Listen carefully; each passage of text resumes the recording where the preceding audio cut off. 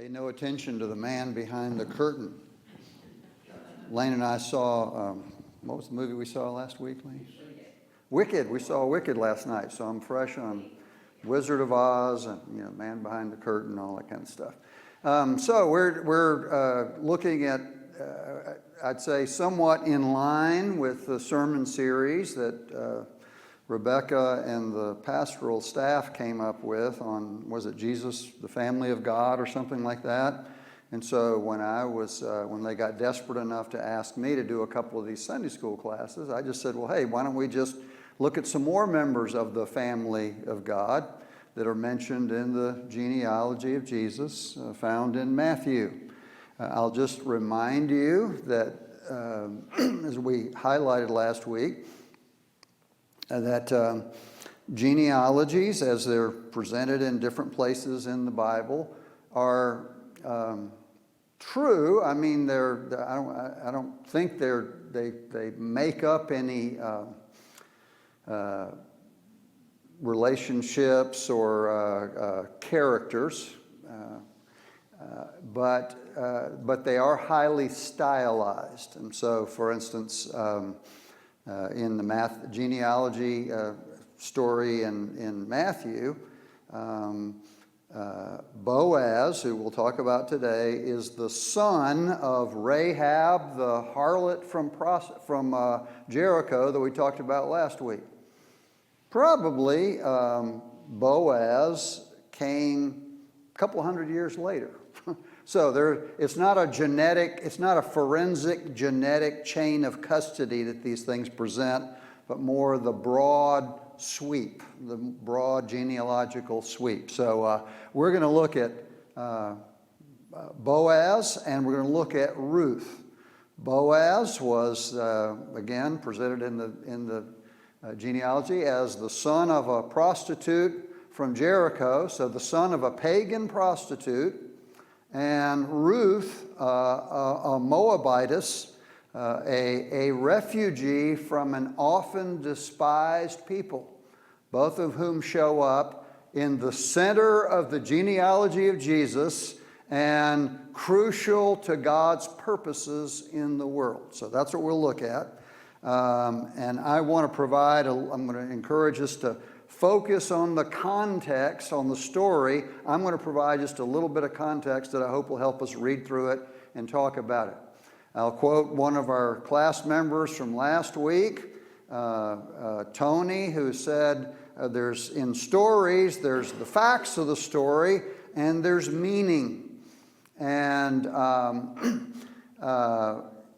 stories, as they're presented in times like this, are certainly factually based, but they're often stylized a bit, or sometimes even mythologized a little bit, and we look for meaning. One of the authors I read a lot, Brian McLaren, was in an ecumenical study group, and they were talking about, he was talking with a rabbi about whether a certain story in the Hebrew scriptures was factual or not. And the rabbi just mused and he said, funny, you Christians always read these stories looking for facts. We Jews read these stories looking for meaning. Now, I'm not out to demythologize Scripture. I think there are lots of facts presented in Scripture that are pretty mysterious and inexplicable. But I think we're here to focus on meaning. I'm going to provide a little bit of context for you in looking at this. I'll give you just a little bit of background of the kinds of, if you want to say, economics and the laws of Israel that come into play in this story. Long before we tried to use Scripture to support our favorite ideologies of capitalism or socialism or whatever our current ideologies are, the Bible, all through it, has lots of teachings about economics, about care for the poor, about all these things. Again, before capitalism or communism even existed, And I'm going to just show us 3 verses that sort of show some of the more than 2,000 times in the Christian Bible that poverty, wealth, and generosity are named. Over 2,000 times.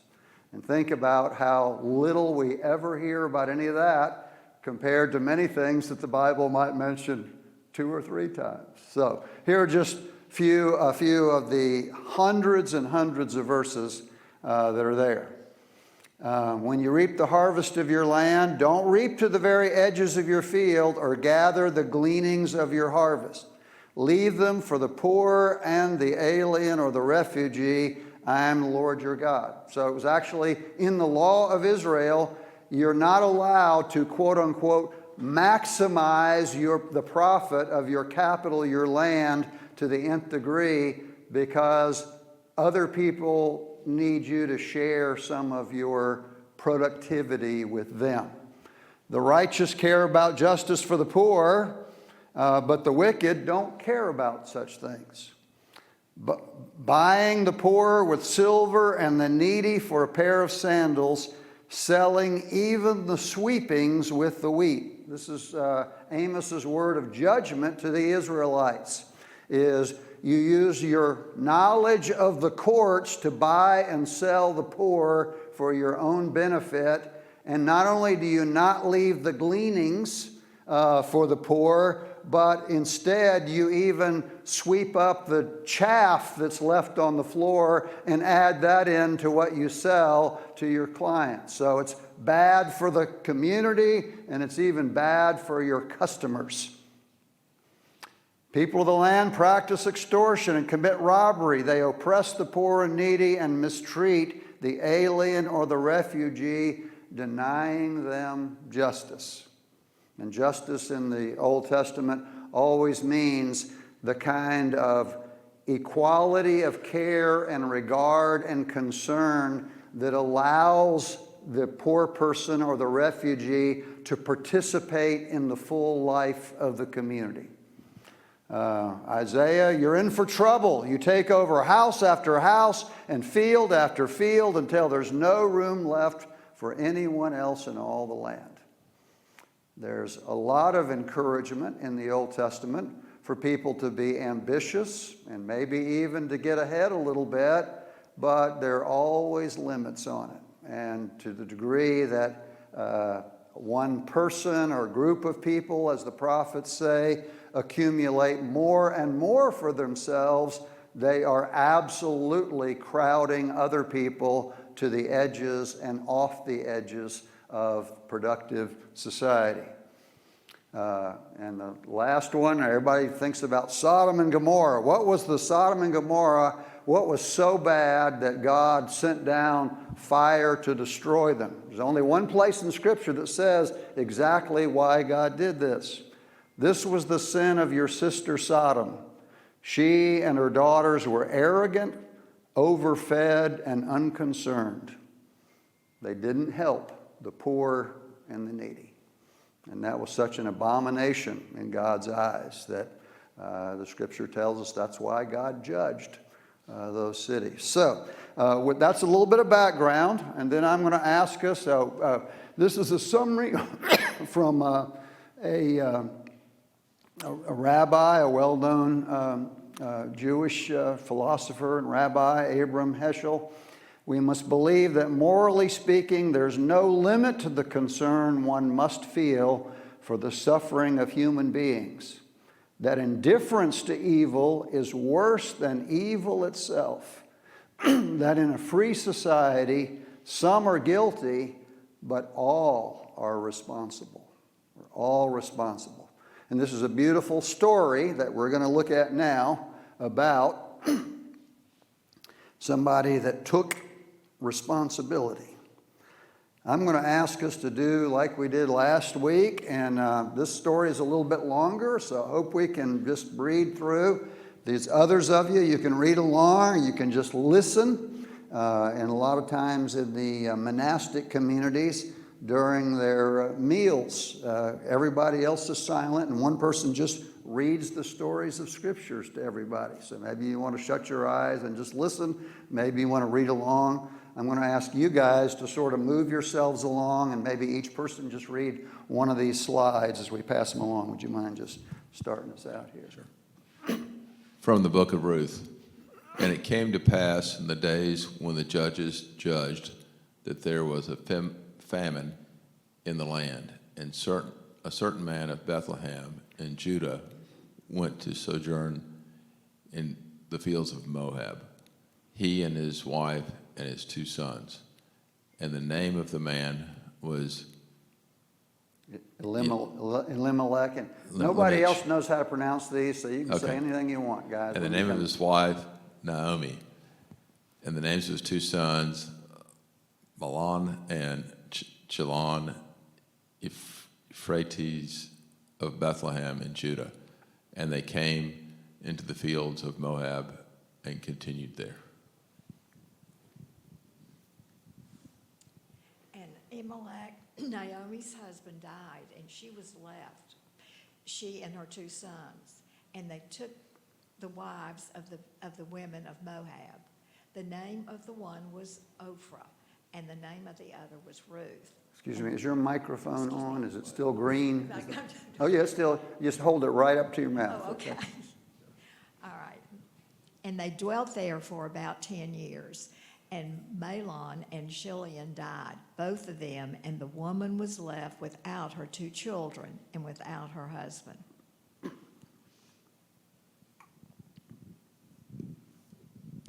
And she arose with her daughters-in-law, that she might return from the fields of Moab. For she had heard in the fields of Moab that Yahweh had visited his people in giving them bread. And she went forth out of the place where she was. And Naomi returned, and Ruth the Moabitess, her daughter-in-law, with her, who returned out of the fields of Moab. And they came to Bethlehem in the beginning of barley harvest.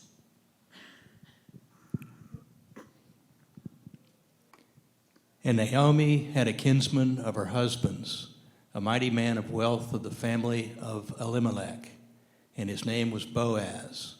And Ruth the Moabitess said to Naomi, "Let me, pray, go to the field and glean among the ears of grain, after him in whose eyes I shall find favor." And she said to her, "Go, my daughter." And she went, and she came and gleaned in the field after the reapers.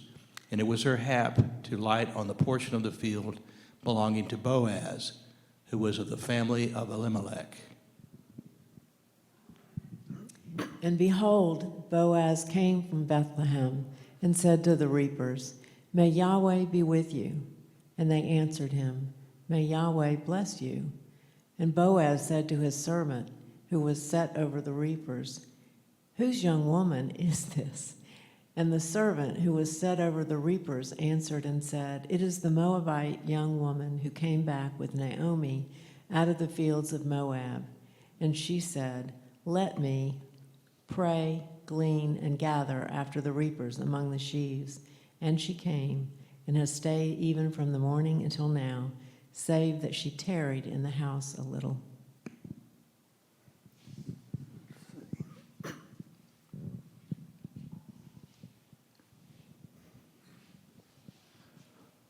And Boaz said to Ruth, "Have you not heard, my daughter? Go not to glean in another field, nor pass from here, but abide here fast by my maidens. Let your eyes be on the field that they reap, and go after them. Have I not charged the young men that they shall not touch you? And when you are thirsty, go to the vessels and drink of that which the young men have drawn." And she gleaned in the field until evening, and she beat out what she had gleaned, and it was about an ephah of barley. And she took it up and went into the city, and her mother-in-law saw what she had gleaned, and she brought forth and gave it to Naomi. And she told her mother-in-law with whom she had wrought, and said, "The man's name with whom I wrought today is Boaz." And Naomi said to her daughter-in-law, Blessed be he of Yahweh, who has not left of his kindness to the living and to the dead. And Naomi said to her, The man is nigh of kin to us, one of our near kinsmen. And Naomi, her mother-in-law, said to her, My daughter, shall I not seek rest for you, that it may be well with you?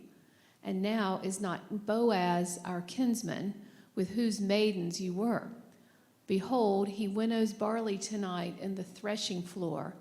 Wash yourself, therefore, and anoint yourself, and put your raiment upon you, and go down to the threshing floor.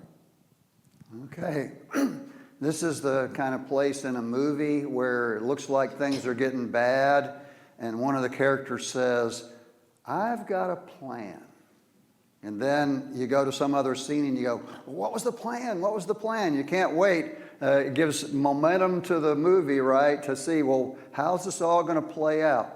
I did forget to say to you, I showed you some of the laws about gleaning. It's a common thing. If someone is a refugee from another country, or they're poor, or they have somehow, like Ruth and Naomi, been separated from the family, business, and economy by the loss of their husbands, because everything was patriarchy back then, right?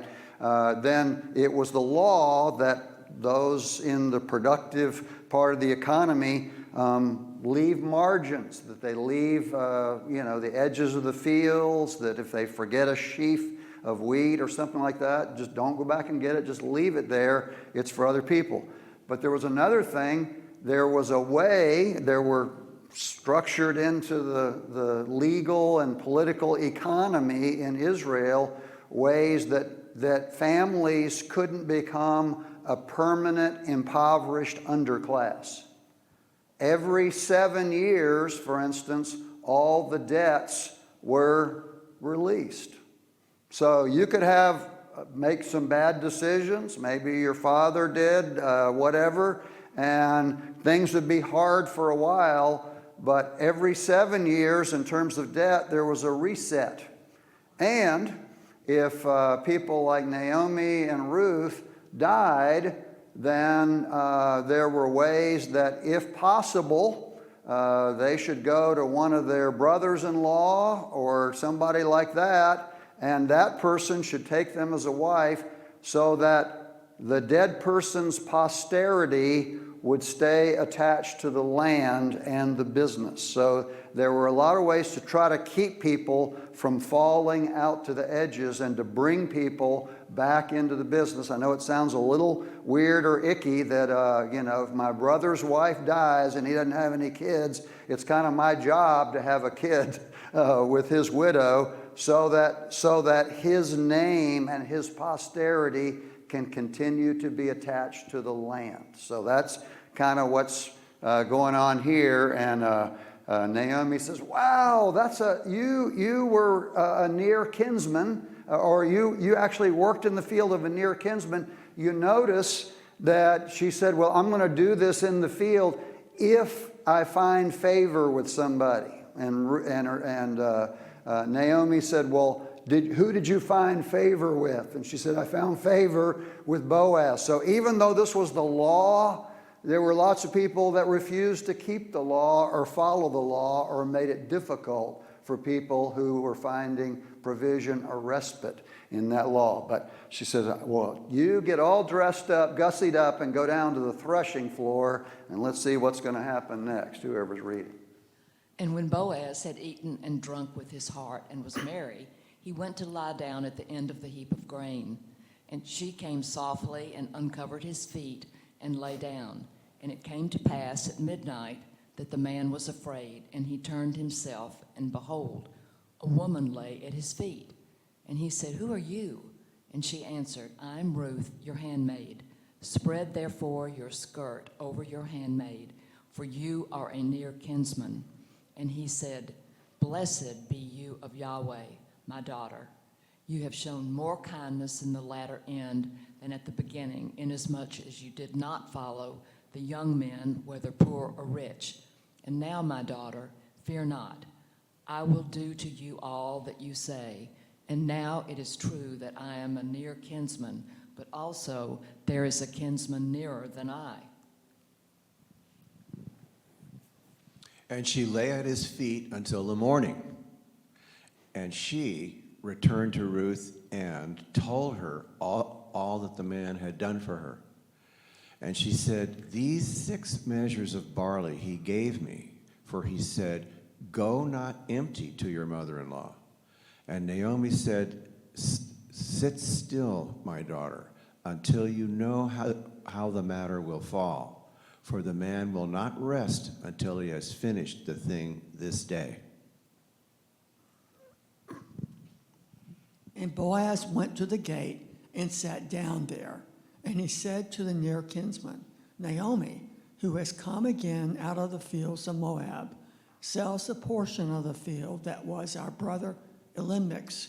And I thought to uncover your ear, saying, 'Purchase it before those who sit here and before the elders of my people. If you will redeem it, redeem it. But if you will not redeem it, then tell me, that I may know, for there is none to redeem it besides you, and I am after you.'" And he said, "I will redeem it." And Boaz said, "On the day you purchased the field from the hand of Naomi, you also purchased Ruth and the Moabitess, the wife of the dead, to raise up the name of the dead upon his inheritance." And the near kinsman said, "I cannot redeem it for myself, lest I mar my own inheritance.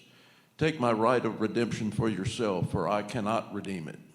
And this was the custom in former times in Israel, concerning redeeming and concerning exchanging to confirm all things. A man drew off his sandal and gave it to his neighbor. This was the manner of attestation in Israel. And the near kinsman said to Boaz, "Purchase it for yourself." And he drew off his sandal.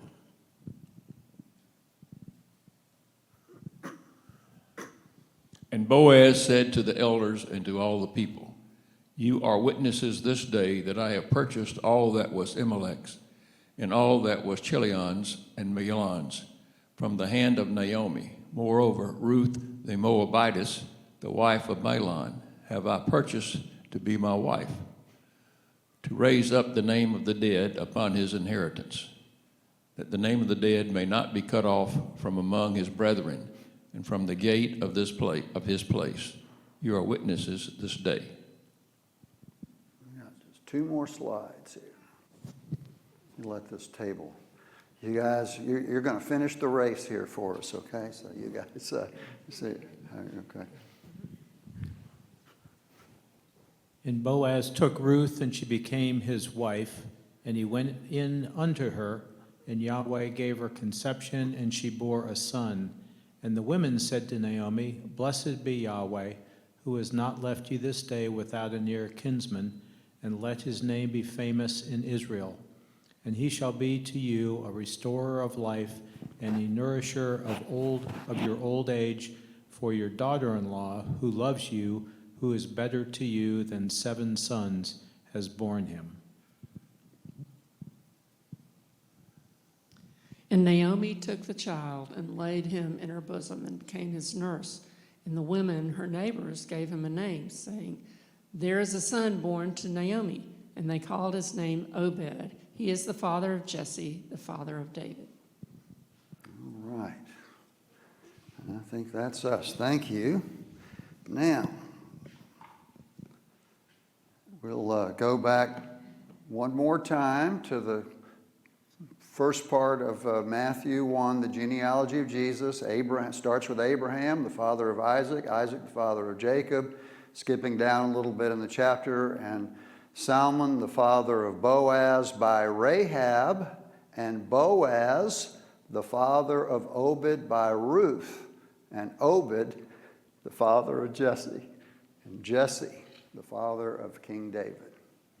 So even getting as far as David, and of course the prophecies of the Messiah apparently were that they would be of the house of David. So even in getting to the place establishing we are in fact in the line of David, We have some interesting people. We have Rahab, the pagan prostitute from Jericho, who was caught up in the life of Israel and became an Israelite. We have her son or her descendant, Boaz, and we have then Ruth, a Moabitess. And the Moabites were often considered by the Jews deceptive and dangerous, and those who would pollute the culture and pollute the religion.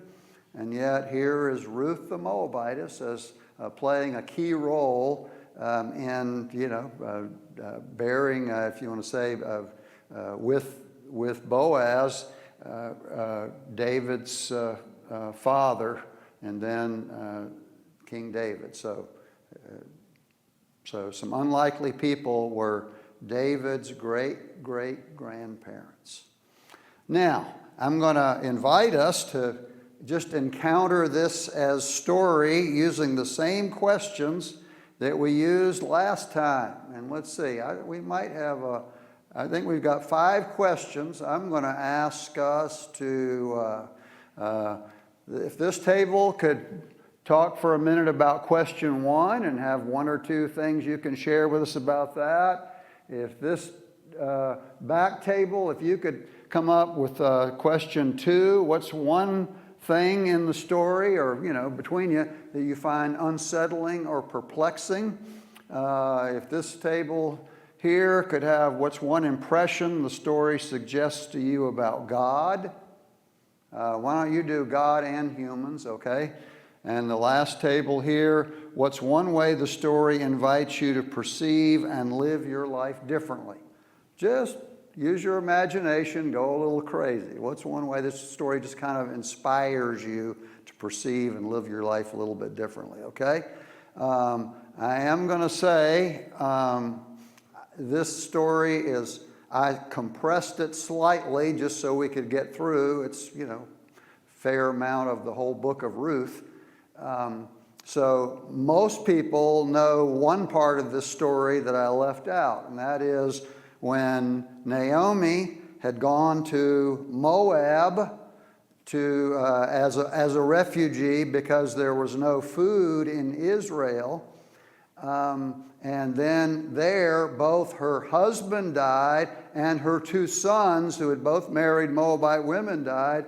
She said, look, I'm going back to Israel because apparently they have food now, but there's nothing for you guys there. You're not only widows, but you'll be, if you want to say, alien widows. And what good is that going to do you? So you need to stay here where you have some kin in Moab. And one of her daughters-in-law did, and Ruth said what? She said, no, wherever you go, I'm going to go. Your family will be my family, and your God will be my God. May I never leave you. I don't know how many jewelers have gone blind in inscribing that reference inside of wedding rings. It's just I think one of the most beautiful passages, stories of commitment and fidelity and lasting love that you're ever going to find in any part of world literature. Just gorgeous. Well, I left that out. You already know that part. But the other part that comes up if you deal with this story is everybody's going, hey, what was actually going on with Ruth and Boaz on the threshing floor there? And there are a lot of euphemisms used in Scripture relating to covering feet, uncovering feet, all this kind of stuff. I was actually in an online brief exchange with some colleagues of mine about whether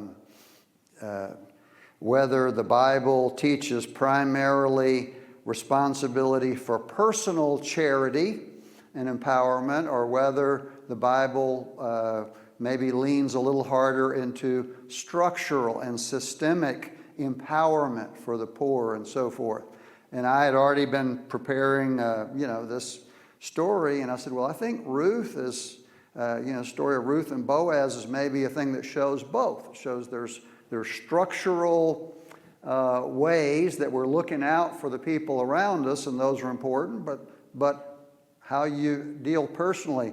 And my colleague wrote back and he says, I'm sorry, Sam, all I can think is, what were Ruth and Boaz doing on the threshing floor?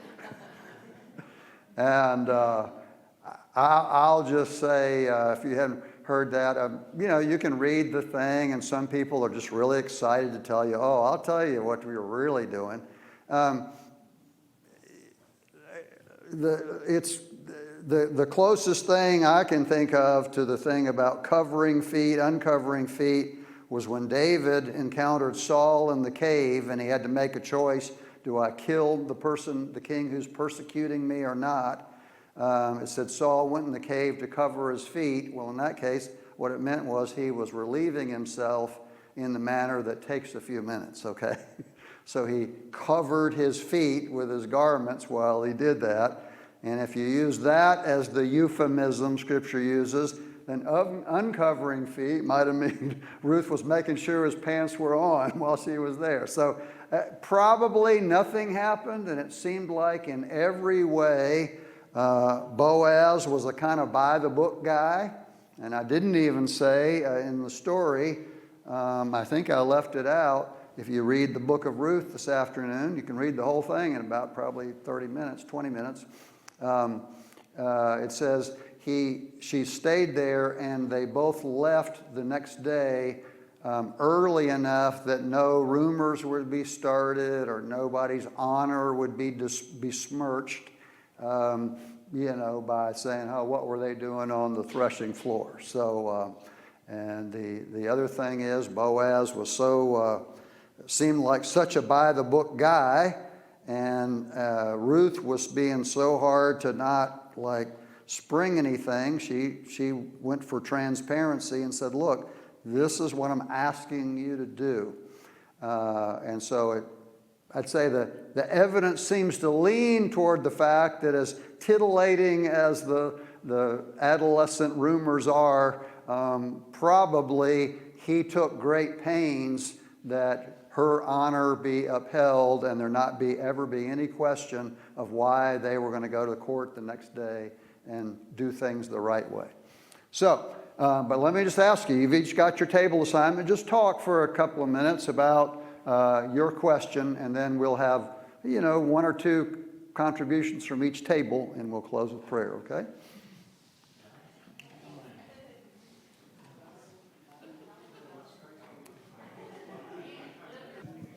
Okay, we're going to ask each table to just quickly share, one or two thoughts and one or two sentences about what you said, and then take the microphone to the next table, okay?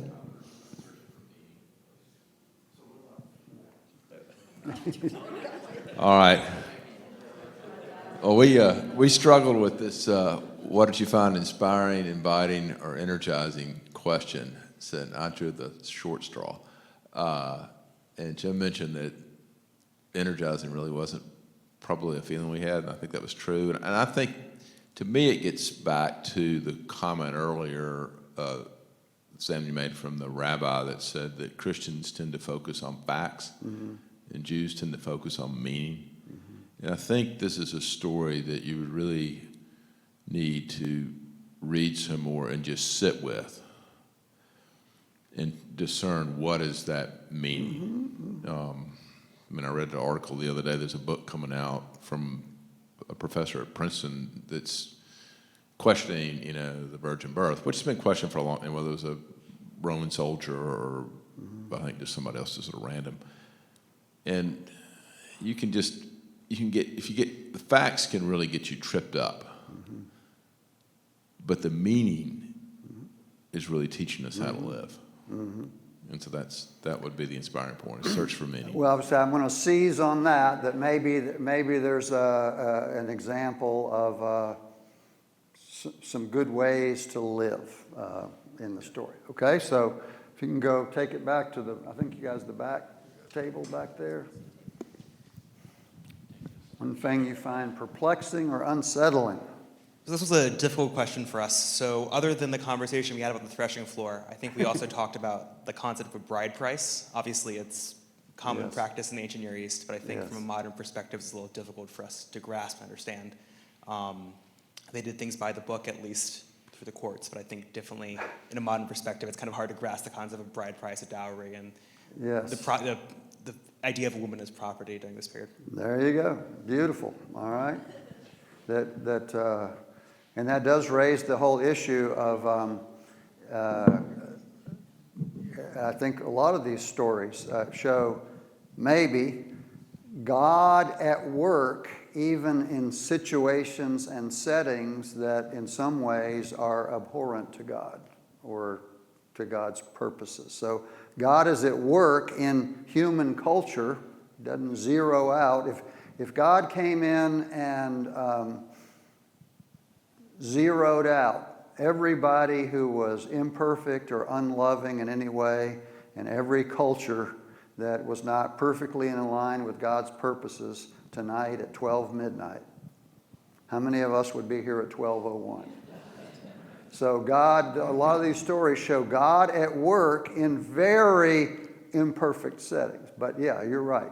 The fact that the woman was included almost like the livestock. When you buy the land, we throw in the wife for free kind of thing. But it was trying to keep the name and the heritage and the families tied to the land there. Okay, this group, what's one impression the story suggests to you about God? So question 3 and 4 are kind of related, and the people in the story knew what was supposed to happen when women's husbands died, and they had no connection to the land. There was a rule to take care of the people, but the people didn't always follow that. And the fact of the matter was that in this story, it was followed. And that's kind of the intervention of God, kind of looking out for people, that there are these rules for taking care of people that aren't always followed, but God finds a way to make it work out. And that we are going to be okay because of God. All right, beautiful, beautiful. And then let's go to this last table. Somebody here say something about how it inspires you to live differently. We didn't talk about this. We really talked about the interesting way that Boaz had to negotiate with the other kinsmen to get the land, that wasn't an obvious way to go, but he was able to be, both of them were able to be flexible and allow all this to happen the way it did. But living our lives differently, I think when we find ourselves in position of power against or in relation to another person, which we frequently do, not to abuse that, and to to be compassionate and loving toward that person. Beautiful. One of the things I left out was that it says Boaz had to sort of assemble the jury, so to speak, the elders at the gate. So it says he went down, and as people walked through, he said, "Hey, come here and sit down here. Come sit here. You, hey, come sit. I've got a matter." So in a certain level, you could say Boaz had the standing and the ability to, if you want to say, hand-pick the jury. He was an established, powerful citizen in the thing. He could make the law work for himself, but he chose to use all that power and all that expertise to assure that things went well for Ruth and for Naomi and for the family. And one thing I've only come to this question or this lens recently in this particular form, but for one, I hope this is an encouragement. Just read the stories of Scripture. Like I say, just sit with them, and you'll see them differently at different times, in different ways, different emotional states. But consider this. Consider how many stories there might be. I won't tell you there are. I'll invite you to look and see how many stories there might be where people of power, privilege, and position either give up their privilege or use it generously on behalf of others rather than themselves. So, here's for Bible stories. Yes. No. I'm sorry, I'm going to go on metaphor on us. In Shakespeare, bad stories end with tragedy and everybody dies, like Othello, Hamlet.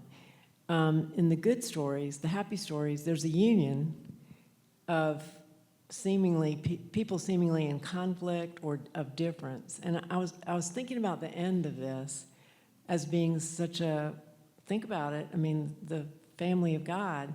This is another union of two beings to create a child.